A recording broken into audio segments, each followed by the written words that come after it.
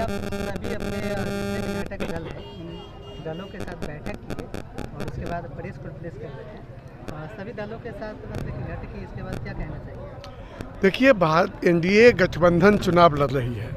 पूरे बिहार में भाजपा, जनता दल यू, लोक जनशक्ति पार्टी, रामविलास, हम और राष्ट्रीय लोक मोर्चा एकदम संगठित होकर चुनाव लड़ रही है।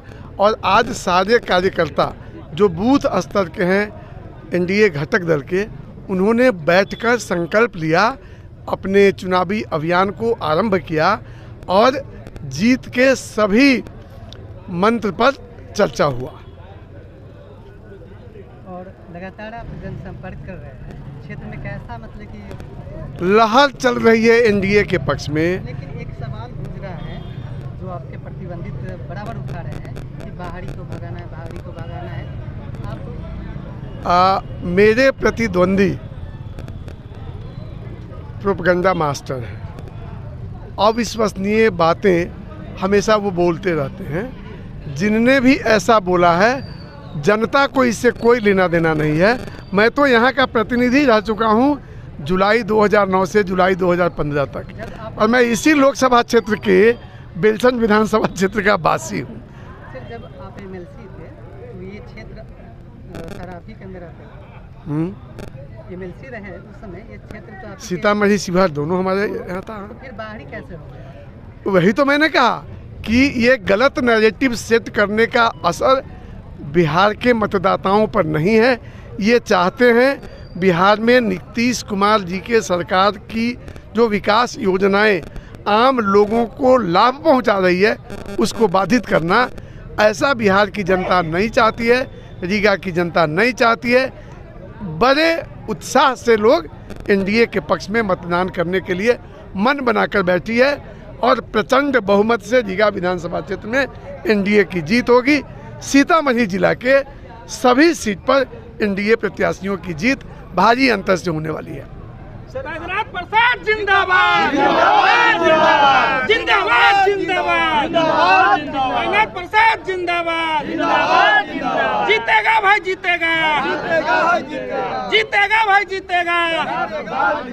कौन छाप जिंदाबाद, कौन छाप जिंदाबाद, फूल छाप जिंदाबाद, जिंदाबाद, जिंदाबाद, जीते भाई, जीते भाई।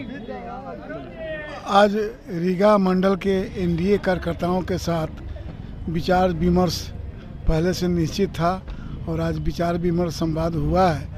उसमें जो बातें छन कर आई है, उन बातों के आलोक में सारे कार्यक्रम बनेंगे, सारे रणनीतियाँ बनेगी और फिर हम लोग चुनाव मैदान में उतरेंगे। कल से हम लोग चुनाव मैदान में उतरेंगे और पूरे एनडीए एकजुट होकर के और गांव-गांव, घरों-घरों तक, एक एक व्यक्ति तक हम लोग पहुंचेंगे और एनडीए के पक्ष में सरकार ने जो काम किया है उसकी चर्चा करके हम लोग माहौल बनाएंगे और चुनाव भारी मतों से बैद्यनाथ प्रसाद जी जीतेंगे। यह बात स्पष्ट है। लोगों का जो रुझान आ रहा है, जो लोगों का सकारात्मक सुझाव आ रहा है, उसको सुनकर देख करके हम लोग आश्वस्त हैं कि हम लोग भारी मतों से जीतने जा रहे हैं।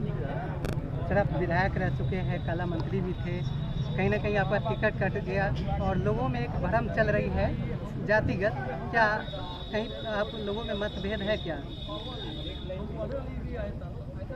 मतभेद किस बात का? कमल के फूल छाप कल भी लड़ा, आज भी लड़ेगा, तो मतभेद किस बात का? रही रीगा विधानसभा में मतलब इस तरह के माहौल अभी बनाने का प्रयास किया जा रहा है, इस पर क्या कीजिएगा? विपक्ष भ्रम फैलाने का काम करता है। सच्चाई यह है कि हम लोग सारे कार्यकर्ता एकजुट हैं।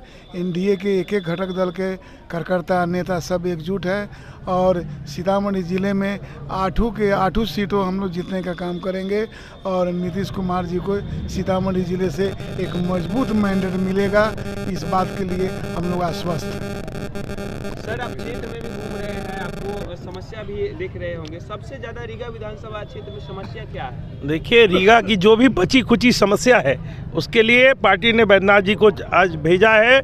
आज रीगा के सुप्पी प्रखंड के कुसमारी में भी और रीगा उत्तरी दक्षिणी के संयुक्त एनडीए मंडलों की बैठक कुसमाड़ी में हुई है और जो कार्यकर्ताओं में जोश है, आप लोग ने भी देखा है, हम लोग फिर से पिछला रिकॉर्ड तोड़ने वाले हैं।